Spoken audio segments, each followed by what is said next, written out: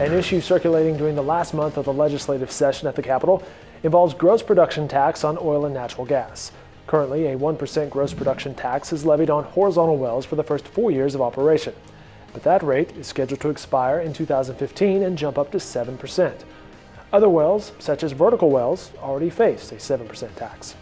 Also currently, the state faces a budget shortfall, and some are saying this would be a way to generate revenue via additional tax dollars for education and other programs. I sat down with three gentlemen you will recognize, some guys who know a thing or two about the oil and gas business. Harold Hamm, Doug Lawler, and Larry Nichols from Continental, Chesapeake, and Devon, respectively. Larry, what's the effects of this? Well, the beauty of the current tax is that it has created a lot of economic activity in Oklahoma, which benefits everybody.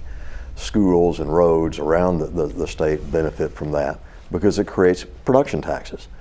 The existing tax expires in the middle of next year, and if that happens, a lot of wells in Oklahoma will become uneconomic, and this economic activity that we've had will slow down to the detriment of everybody.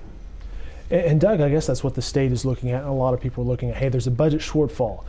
This is a way we could make some money, but this greatly impacts your industry. It absolutely does. The resurgence in the U.S. energy business, the increase in production that we've recognized in Oklahoma is a wonderful thing. And what is very, very important to note is that Oklahoma has some very, very high quality areas to invest for oil and gas. Those areas, though, are not the best areas in the country. There are opportunities that each of us as portfolio players, we have other areas that we can invest in that are very, very economic and very competitive. And so we're very focused on the economics, and we want to see Oklahoma be a preferential place to invest. Any increase in taxing will definitely impact the economics of our wells and impact the continued investment in the state of Oklahoma. Harold Hamm from Continental, I mentioned two things that we were going to talk about here. One was the gross production tax on oil and gas. The other is spacing and spacing relief. Can you address that? Yes, there's a statute that limits spacing in Oklahoma to 640 acres. And this was passed back in the late 70s era and had to do with ultra deep natural gas wells in the Anadarko Basin. We're talking well 25, 30,000 foot deep, as drilled vertically. And the spacing limited the size of those units down to 640 acres from a 1,440 acre application that was there then. It has really no benefit today, and it limits us in what we can do with a horizontal lateral. If we're down there already in the formation, we drill the next section for 30% of what we did the first one. Yet today we can't do that without putting multi-units together, which is very cumbersome. It was a limitation built on or set around technology and infrastructure at that point. But at this point, you guys can go well beyond that 640 acres, correct? Yes, every state that we work in don't have that limitation. In North Dakota, every well practically is drilled on 1,280 acres. And so it's very efficient, and a lot of those 1280s have got multiple wells in them, up to 16, 18 wells up there.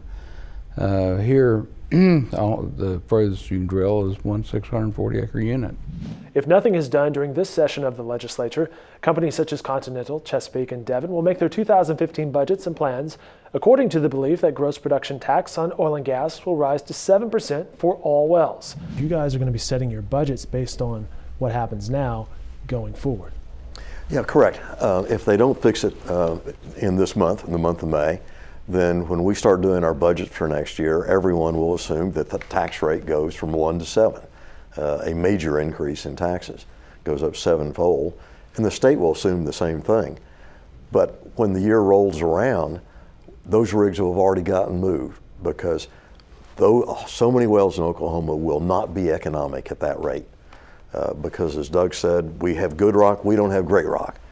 And with those uneconomic wells will result in economic activity, employment, rig rate going down. And that's not good for anyone in this state. And our three companies are investing significant money in Oklahoma this year. And what's not always as obvious is the indirect and induced benefits of that activity on the communities, the counties, the state, are very significant. restaurants, hotels, all the ripple effect through the economy from that significant investment in the state is very, very important. These gentlemen have a proposal. That proposal would set a uniform tax rate for all wells, 2% for the first 48 months, then 7% after that, marking a reduction for vertical wells. Currently, there are about 200 rigs in the state, and between 85 and 90% of those are horizontal wells.